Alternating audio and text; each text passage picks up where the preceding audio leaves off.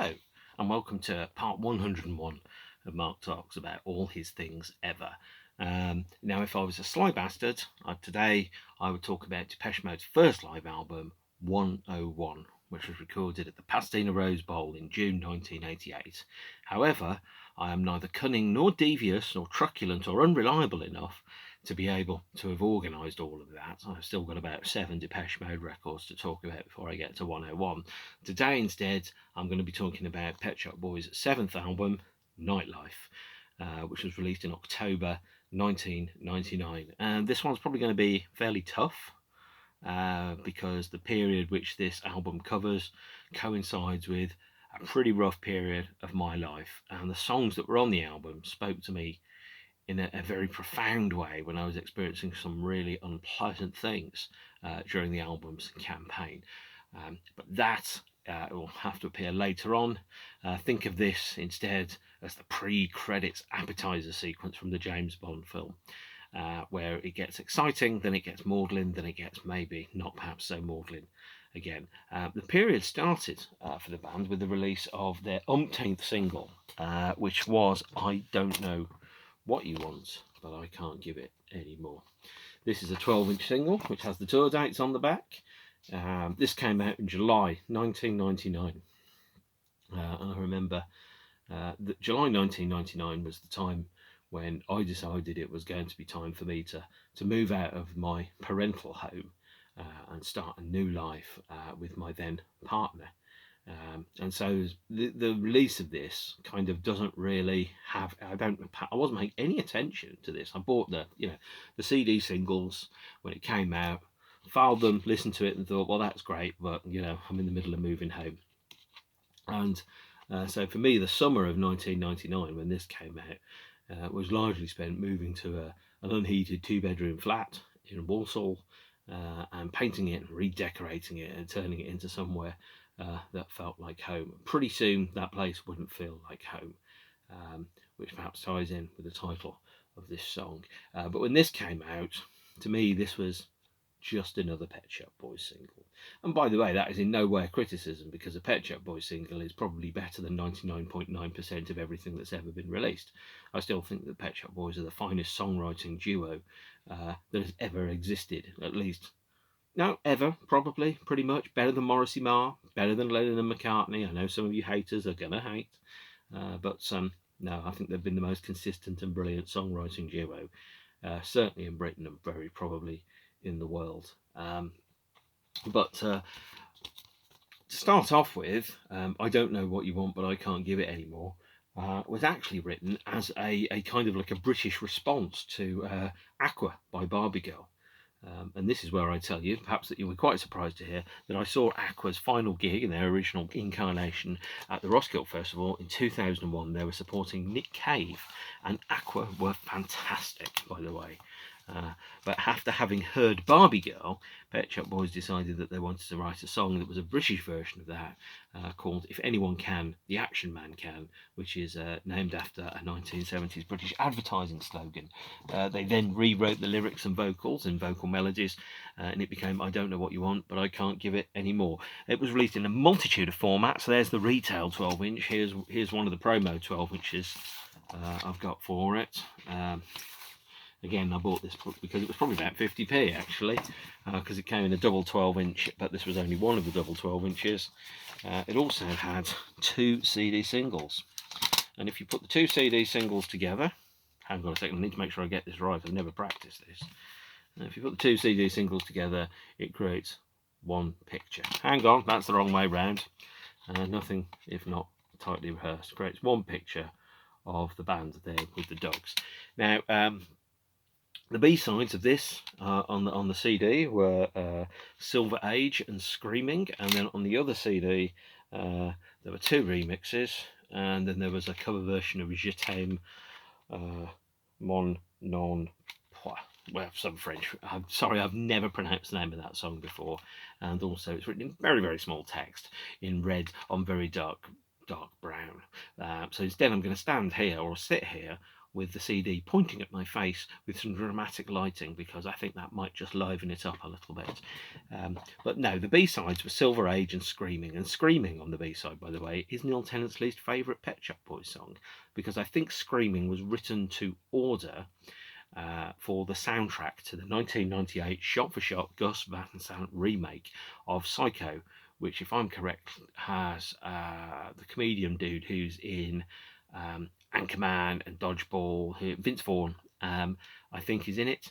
I have seen it. It is a terrible film, and if I could take my 2 hours back to get a refund for it, I would, but I can't. So instead, I'm just going to have to advise you, save the time, don't watch the Gus Van Sant remake of Psycho. It is a shot-for-shot recreation in colour. It's not so effective. And Silver Age as well on the B-side is okay, but not amazing. But again, that's another original. And Je t'aime moi non plus is a cover of Serge Gainsbourg, by the way, which I did know, with vocals by the artist Sam Taylor Woods, who appears in future Pet Shop Boys recordings. I thought this was a pretty good single, not an amazing single, but it later had a meaning to me, which became very, very painful. The American CD single, by the way, of it contains a number of exclusive remixes which you can't get anywhere else, including the Peter Rohofer radio edit and the PSB extension. And the Peter Rohofer long version is about 10 minutes long, and it's an absolutely fantastic remix of the track. Like the old-fashioned classic 12 inches where you took the song apart and you put it back together. It was one of those. It was just a great remix, and they played it live, the arrangement on there, in 2000 when they did their Summer Festivals tour, which was the Pet Head tour. I saw them on that tour.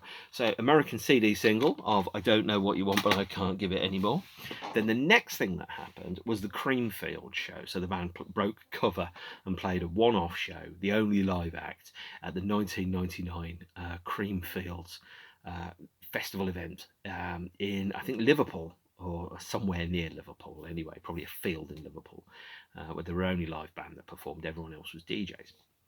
And they did an 80-minute set, which was specifically designed, putting it technically, chock full of bangers. So lots and lots of songs that they'd never played live before, lots of songs they had played live, but all rearranged so that they were basically like a thumping club experience, which was something that they also kind of replicated in 2009 on the Pandemonium tour. Effectively just going, you want hits? Keep them coming, baby, here they are. So it was a very kind of fluid, very banging techno dance floor kind of set. It was webcast. It was one of the very first webcasts, and in those days, webcasts were things that you could see if you were at a library or stealing your work's internet. Broadband didn't exist until about 2002, 2003. And so the quality of the webcast is, putting it technically, really blocky. It looks like it's actually set in the Lego universe. And you can find it. It's on YouTube. The quality ain't that happening, but the show is really interesting. It's exciting, and it's got a unique set list that they never performed again, of bangers, including a couple of songs from, I think they played a song from the Relentless album, which I mentioned a couple of episodes ago. At that show, they premiered what was going to be their next single, and their next single was New York City Boy. This is one of my least favourite Pet Shop Boys songs, because it doesn't mean anything to me. You know, it's a song about going out on a Saturday night in New York, a place I've never been. It's full of slang, which is very specifically targeted towards New York, and so I don't particularly like it. To me, it feels like a cynical attempt to write a hit single. And this is also, by the way, a song that was specifically written with the dance producer David Morales, who was one of the three producers that was on the album. The other two were Craig Armstrong, who's well known for doing orchestration, and Rollo out of Faithless.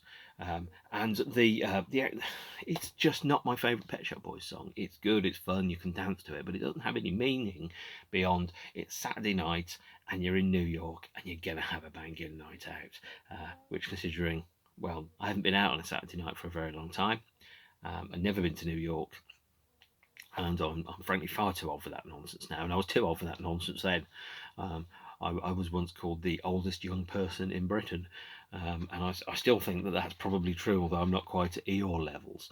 But this is a it's a good song, but it's a cynical song that's designed, I think, to be a hit as opposed to being particularly brilliant in any one particular way. Now, the B-sides of this, a couple of interesting ones. At this point, the band were doing the thing called a multimedia section, where you put your CD into the CD drive of your computer and watch a very, very, very small video.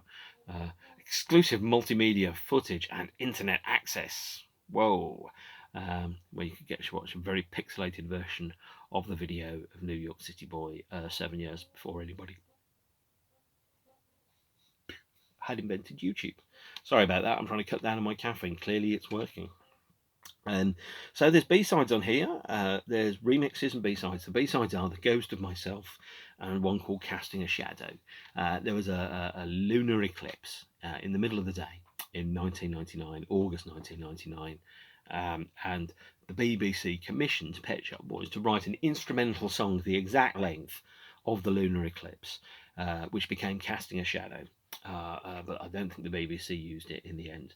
I remember being at work at the Forensic Science Service in Birmingham, watching the lunar eclipse through a pinhole that I'd struck into a piece of paper through the window. And I thought, well, I'm never going to get to see this again, and I didn't even get to see it very much anyway. Didn't even take the time to go out of the building. I looked up and went, oh God, lunar eclipse, time to go and watch that. But there you are. There's also some remixes on these CD singles. The Almighty Definitive Mix and the Super Chumbo Uptown Mix, whatever those are. I have no memory of those songs. They are probably generic thumpy banger bangers, as that's what people did, such as the American CD single of New York City Boy, which was, again, just backed with 9 different remixes by Super Chumbo, the Almighty, by the way, not the early 90s hard rock metal band, the Almighty, although that would have been an interesting take on the group. The Thunderpuss, whoever they are, and David Morales and someone called Lange doing the Lange mix. So all the remixes of New York City Boy were on this American CD single in the days when people did CD singles. But the band, just went full on crazy to release loads and loads of promos. So here is the Lange mix on a one-sided 12-inch. I think this one cost me a grand total of 50p. So clearly, probably cost the band a heck of a lot more than 50p to do that. A one-sided 12-inch. I have no recollection of whether that remix is any good or not. I suspect it isn't. There was another promo 12-inch, which is here. These are the Almighty mixes, featuring the Definitive Mix and the Man on a Mission mix. Again, not the English hard rock band. Ricky Warwick would have probably done a very interesting remix of this track. And the third promo 12-inch, there are 4 promo 12-inches, I'm missing one of them. The third promo 12-inch is the Super Chumbo mixes. Whoever Super Chumbo are, I have no idea. They're probably a well-known set of dance producers under a different name. In terms of retail releases for New York City Boy, there was this, which was a double 12-inch in a gatefold sleeve with a whole bunch of postcards. Let's have a look at those in a minute, shall we? So we had New York City Boy remixes on a gatefold promo 12-inch. Look at the lovely, lovely typography and design. You can really tell where the band have stuck their money there. And it's a specially designed font, by the way, on that 12-inch, specifically designed by Mark Farrow for it.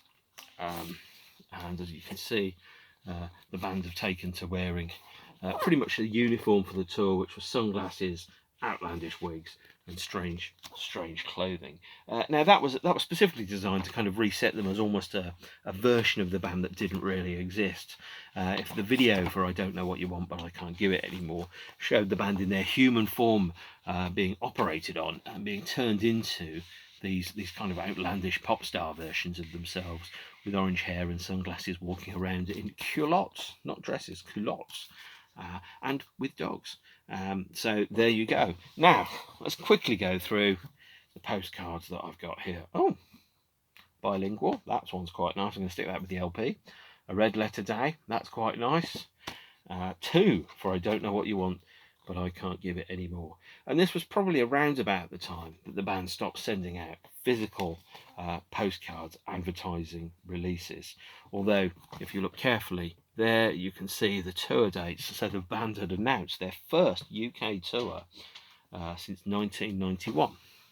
And that UK tour was to support the album Nightlife. Nightlife is, I think at the time, it was not the album I was expecting, and it wasn't the album that necessarily struck me as being a brilliant Pet Shop Boys album. I mean, at the time, it's probably, well, it's above bilingual, it's above introspective, I think, now. I've listened to it a couple of times recently, and it's grown very well with age, but it's not my favourite Pet Shop Boys album. And the reason it's not my favourite Pet Shop Boys album is there are a couple of songs on it that just don't work for me. I should point out, by the way, that Nightlife was originally not designed to be a Pet Shop Boys album. Or more correctly, it was designed to be Pet Shop Boys recordings of songs that they'd written for a musical, which was called Nightlife. And the name Nightlife for the album was designed to kind of impact some kind of dramatic, glamorous kind of, when if you live out in a suburb and you live half an hour away on a bus from your nearest disco, is there a disco near here? And you kind of go, well, in order to go out, I've got to get the bus. And then you've got to remember, well, the night bus, in the days when the night bus went at 1, 2, 3, 4. So you have to think, well, the club finishes at 2. If I finish at 1:52, I can get the 2 o'clock because it's a 7-minute walk. But if I want a kebab or if I want battered sausage and chips, I have to eat early. These are the kind of things that went through my mind when I had a nightlife.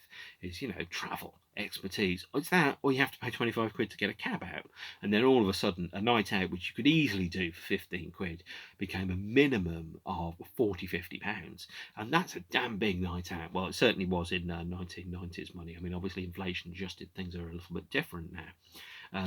But no, Nightlife is not my favourite Pet Shop Boys album because it has 3 songs on it that I don't really like, and it's got some real great songs on there, but it's got some ones I don't like. And when I'm going to talk about the songs I do like, I also unfortunately have to start by giving it a kicking. So there's a song on here called Happiness is an Option, which felt like quite a cynical attempt to sound American with a half-spoken vocal, very similar to West End Girls. And it didn't seem necessarily sincere. It felt like the band were trying to write a song towards it. There's also a song in here called Vampires. Now, over time, I've warmed a little to vampires. The idea being with Nightlife is that they only come out at night and all the monsters come out at night. So vampires is kind of like the people that live for the nightlife. But at the time, I was like, this is just a slow, orchestral, half-spoken, half-song song about something. It didn't really connect with me. And then the last song on the album is Footsteps, and I do not like Footsteps at all. It just doesn't touch my buttons at all, and the lyrics aren't particularly amazing. It's okay, but it's not anything better than okay, really. So you've got 9 great songs on the album, and you've got 3 which I don't really like. And it's not like I could swap out and put some of the B-sides in, because the B-sides, Ghost of Myself, Silver Age, Screaming, Je t'aime, Mine One Non Plus, and Casting a Shadow, were not amazing songs at all. By the way, if you hear him meowing, that is the cat demanding to come in. Hang on, I'm going to let him in because you all want to see the cat. This is what you're here for. You come here for the cats. You don't come here for the music. Of course, after having opened the door, the cat has now decided he's just going to look at me and go, well, I can see in now. It's not very exciting. Why am I even bothering? Isn't that absolutely right, Price? Do you want to come over here, please? No, he doesn't want to come over here. He wants to sniff the door, even though he's had the opportunity to sniff the door gazillions of times. Hang on a second. Can I pick you up, darling? Can I? Ah, here he is. It's about every 20 minutes he comes into a video. He doesn't like being picked up like that. That's the thing with a cat, is that they very much love you on their own terms.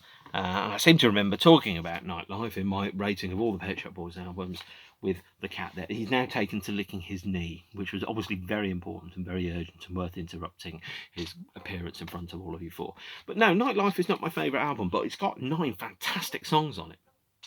And the era also has some other extra songs in there. It opens with For Your Own Good and Close to Heaven, and that is an incredible 1-2 punch. because for your own good kind of starts with a lyric which is, for your own good, call me tonight. Don't you think you should call me tonight? And it's, don't you think I could make a difference tonight? Because when you need a lover and it's so cold outside, I could help you recover from the pain that you hide. And it's a really brilliant song. This one's produced by Rollo. So if you heard Faithless and that huge, fantastic kind of keyboard break in Insomnia, the bit that everybody remembers but only turns up in the last minute of the song, that patch, that sound, that huge dong dong dong dong is all over For Your Own Good. It's also all over Radiophonic, which is song 7, first one on side 2 of the album. And then it opens, it kind of flips over to Close to Heaven. Close to Heaven became the name of the band's musical, which I never saw, but Close to Heaven is one of the best songs ever, and I've only ever seen a small fragment of it, because when I saw them in 1999, they didn't play Closer to Heaven. But the lyric is, I've never been further away, I've never been closer to heaven. And, you know, if you're that far away from somebody that you really, really like, and you haven't quite, you know, you're on a date, let's say, been a while since I've done that, and you're really, really close to someone, you think, this could be the thing, this could be the one that happens, this could be heaven. And then you kind of go, in that moment, that person, you kind of lean in, and if they lean back, then you've never been further away. And by the way, you've wasted a night. But you know, I've known that feeling, that moment, and it's like that, all of that hope and that ambition, and that this could be the thing, this could be the one.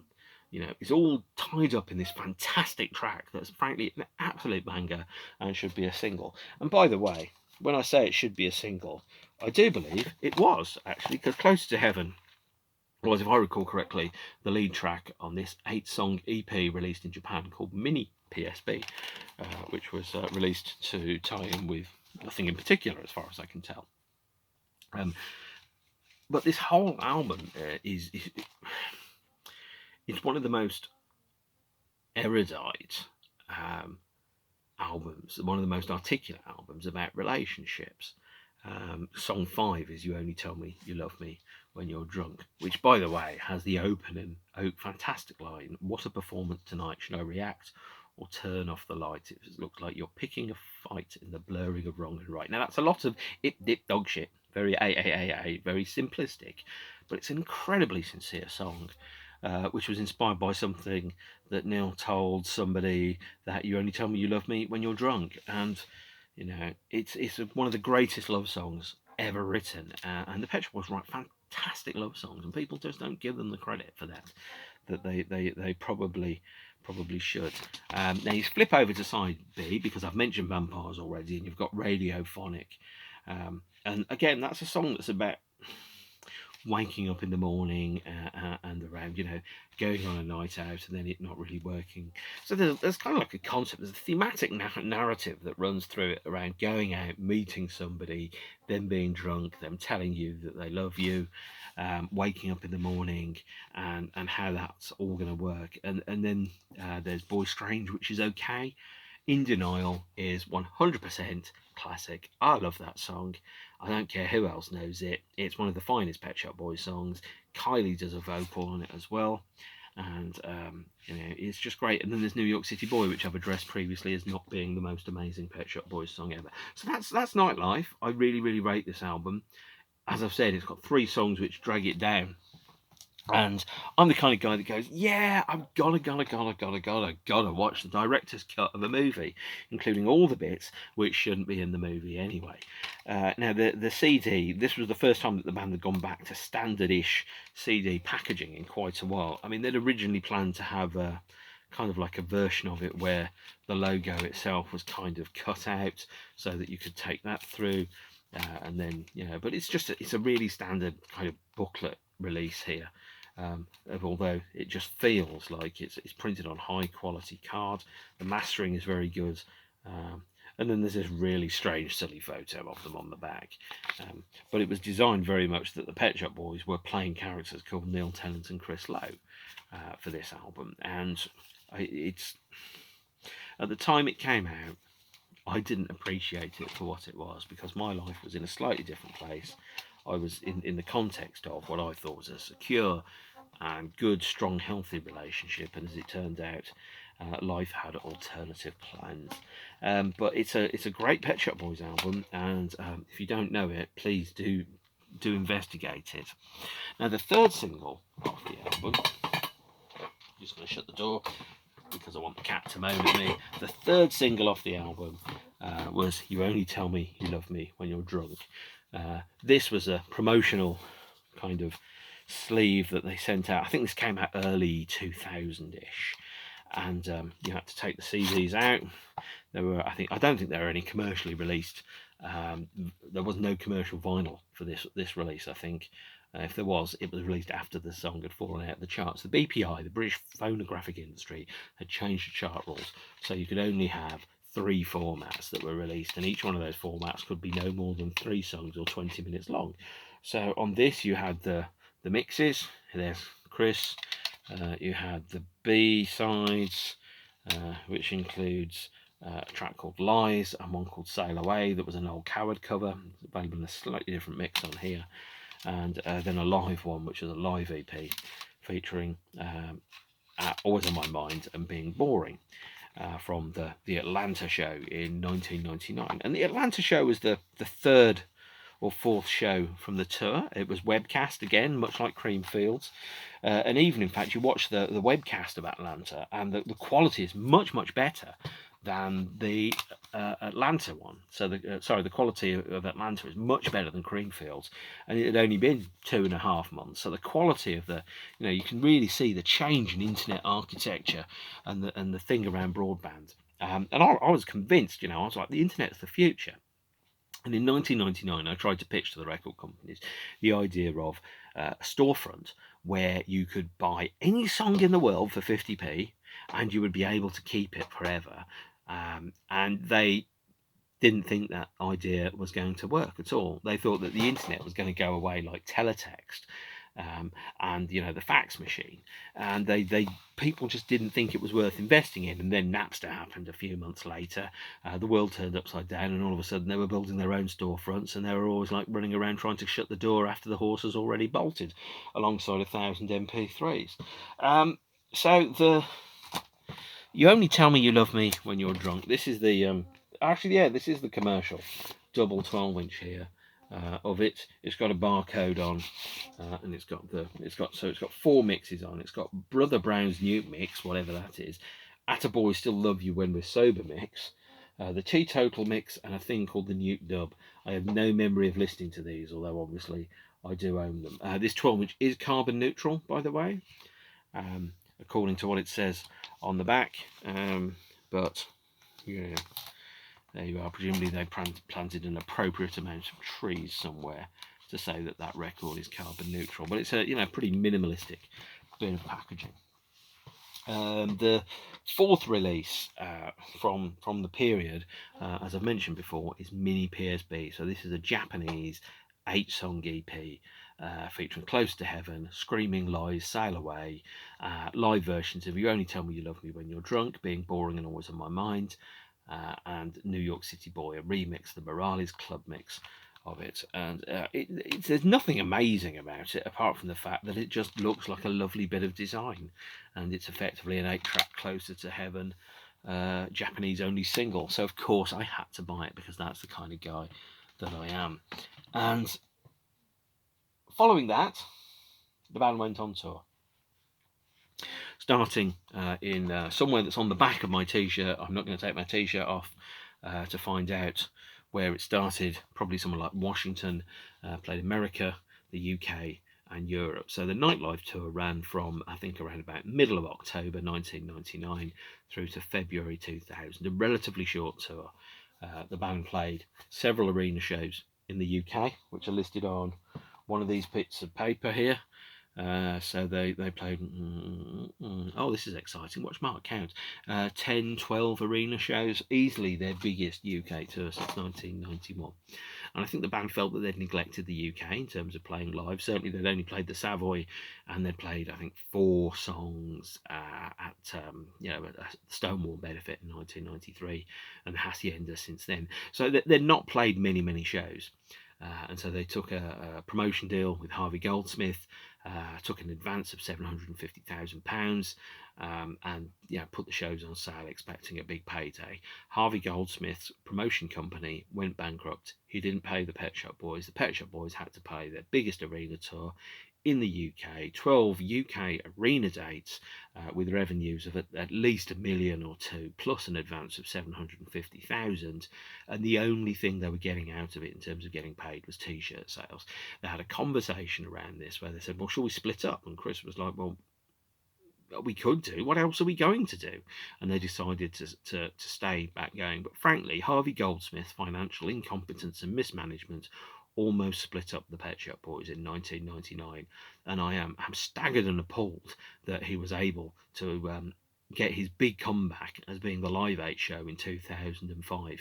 He cost a band I love millions of pounds because he couldn't manage his finances correctly, and he stole from them, and frankly he shouldn't be working. I do not like that man at all. He defrauded the Pet Shop Boys for probably in excess of £1 million, and that's a fuck of a lot of money. That is over 50 years working at the UK average wage if you were alive in 1999, and that's a infuriating position to be in. Of course, the band were financially secure. They were able to kind of style it out, but I think they had to go back onto tour and went and did summer festival shows in order to make up for it. This is the tour program, by the way, which has managed until today miraculously for the die cut to be absolutely fine until about an hour ago when I took it out and the bottom rung of the H got bent a little.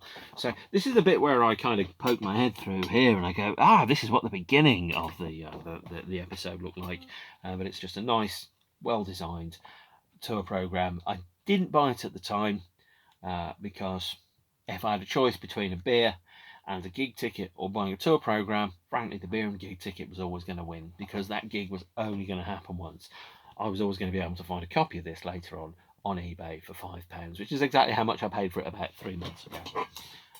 But we saw the show at the Birmingham NEC, and I think we were in about the second or third row. So we didn't see the theatrical version, we saw the performance version, we saw the band performing. I was due to take my then partner, who decided that she wasn't going to be able to go out for the night. I had to ring my brother and get him to get to the NEC very quickly, or there was like a second row ticket for Pet Shop Boys, which was just going to go to waste, and what a shame that was going to be. In compensation for it, my brother managed to pick up a copy of the set list here for the show, and also a copy of the tour passes, just in case any of us wanted to fake any tour passes. Which we didn't, by the way. But again, had to put that into my collection of rare things. And I thought the show was really good, but they did play Footsteps, so again, I thought it was awful at the same time.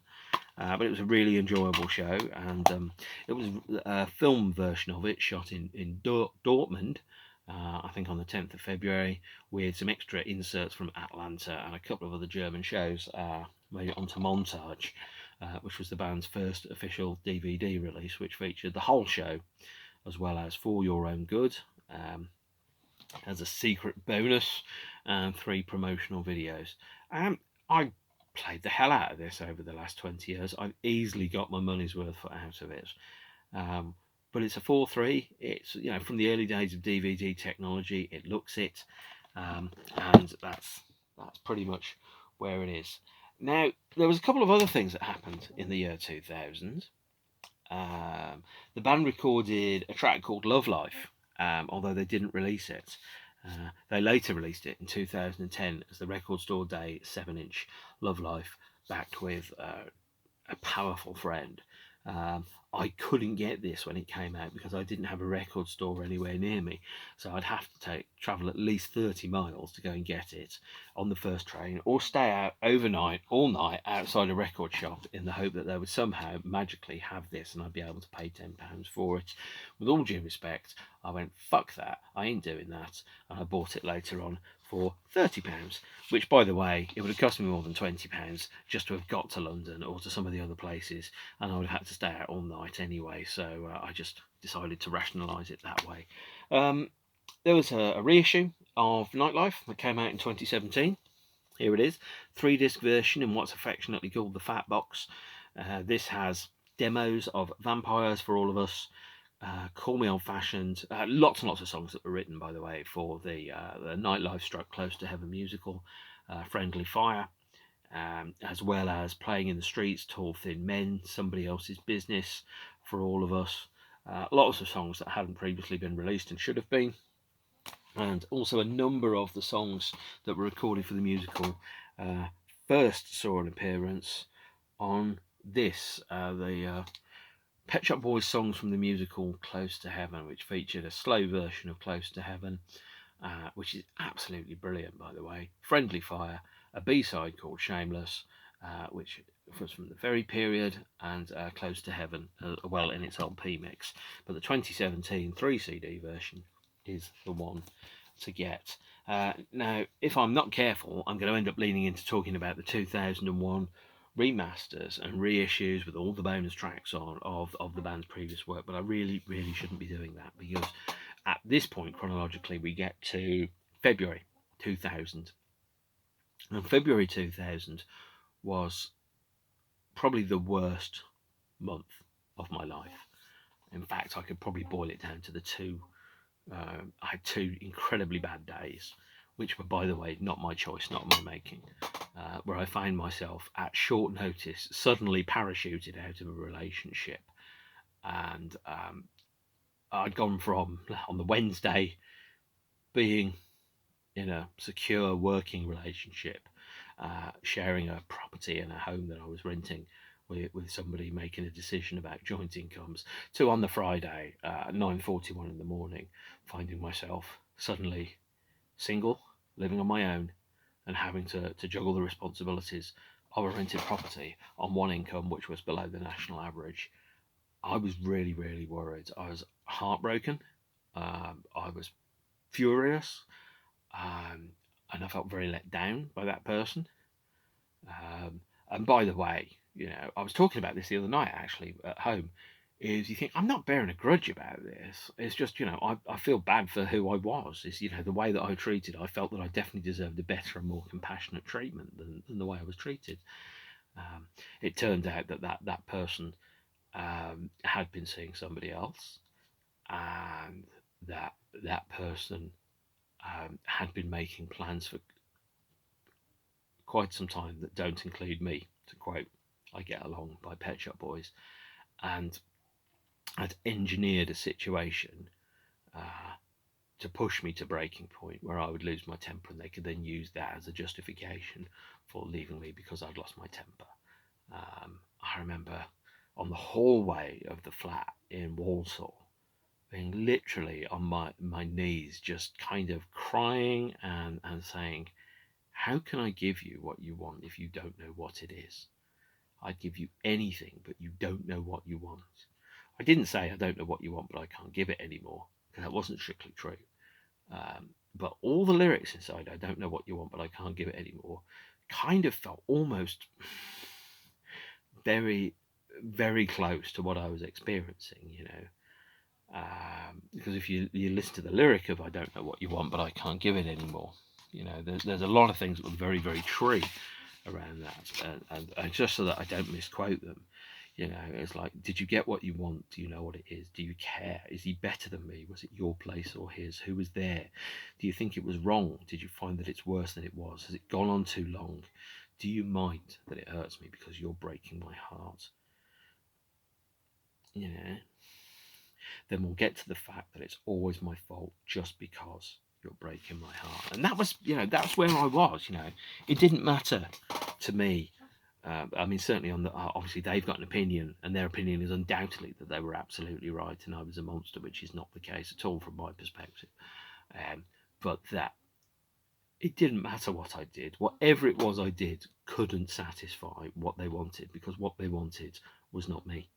It didn't matter what I did because they didn't want me.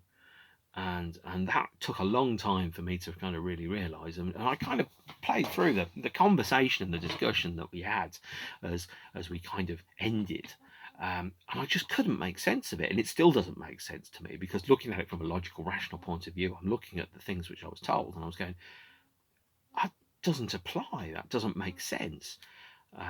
It was a really tough split.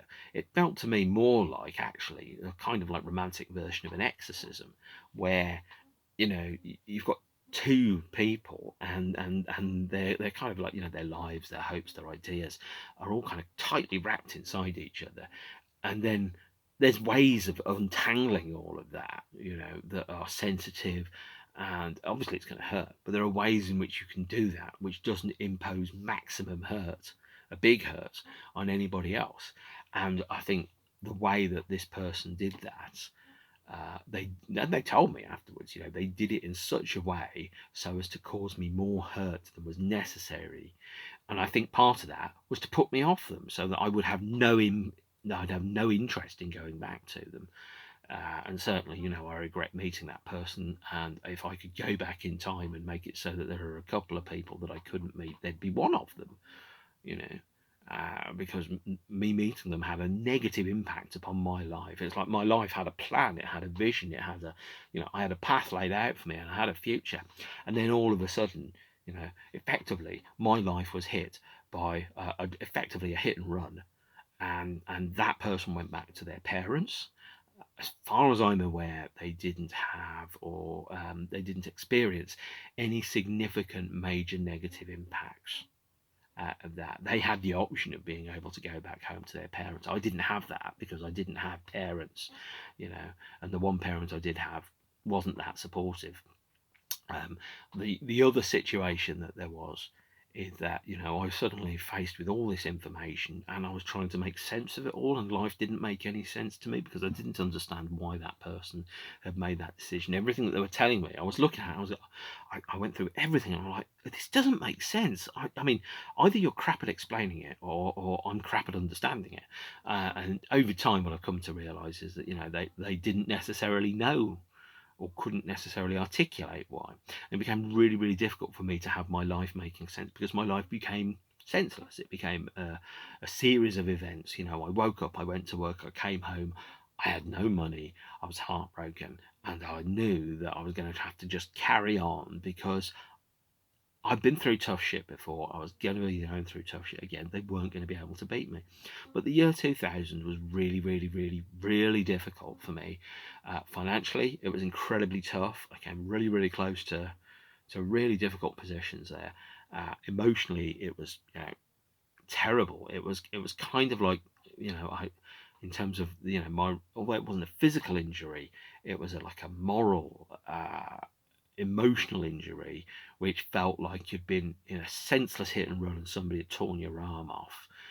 That's how it felt, but there was no physical manifestation of it, apart from the fact that I was now eating junk food and drinking more because I was going out more, because I had no reason to stay in, and I had no one to stay in with, and it's not like I had any pets that were going to miss me. So what was I going to do? Was I going to stay in on a Saturday night? Or was I going to go out, and was I going to drink, and was I going to maybe meet somebody? Yeah, that's what I was going to do, and I met some people.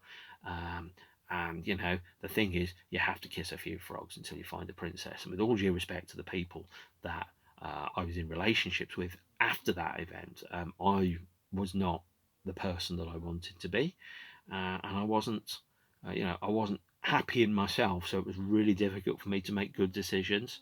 And other people who also are maybe in difficult times themselves, they make bad decisions too, and that's fine. It's not a criticism of them. They weren't the right people for me. I wasn't the right person for me at that point. But I found myself going through, it was, to all intents and purposes, it was like a bereavement without a body.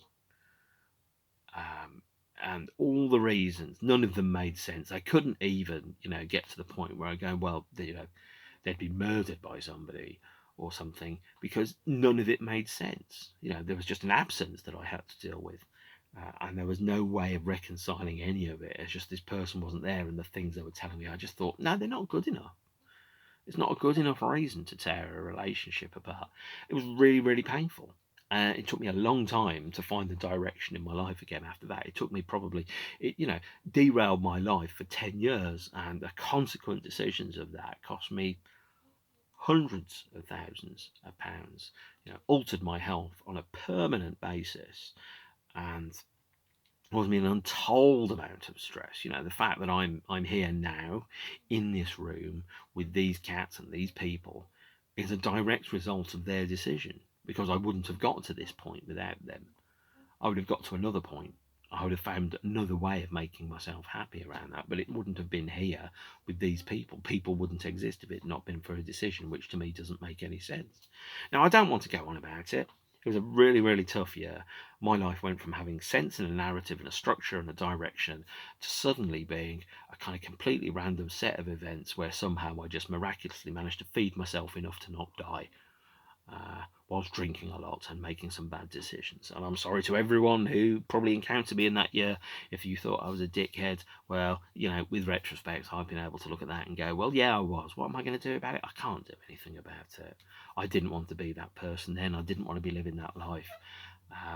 But that song, it was only recently, I just remember, it's one of the most painful moments of my life is when effectively you're going through the equivalent of an exorcism with somebody that you love, and that person is tearing themselves away from you. They don't care how much it hurts you. They don't care the fact that they're going to lie to you. They don't care that they tell you, in fact, if they're pregnant, that they're going to get an abortion and not even tell you. That was one of the things that they said. And you kind of go, you're just saying stuff to hurt me now. Look, it's okay. I don't want to be on board with the relationship with you. You don't have to say all this extra stuff. You don't have to hurt me even more. It's all right, I can live with that. And so that song, really, really difficult song now in retrospect, and that song was probably summed up the entire of my life for that year, the year 2000. So much for a brand new start and a new millennium. Instead, I picked myself up, I looked myself in the mirror, and I went, this isn't going to be the motherfucking thing that's going to take me out. I'm going to keep going. And I kept going. I kept going to the pub. I kept going out. I kept seeing Pet Shop Boys. I saw them at Glastonbury in the year 2000. And that's why this album it's gone up in my estimations, because at the time I think it was too raw for me. But Pet Shop Boys Nightlife, something I absolutely love. Really important record. I think it's great now. And I'm much happier now than I was then. I'm running out of time.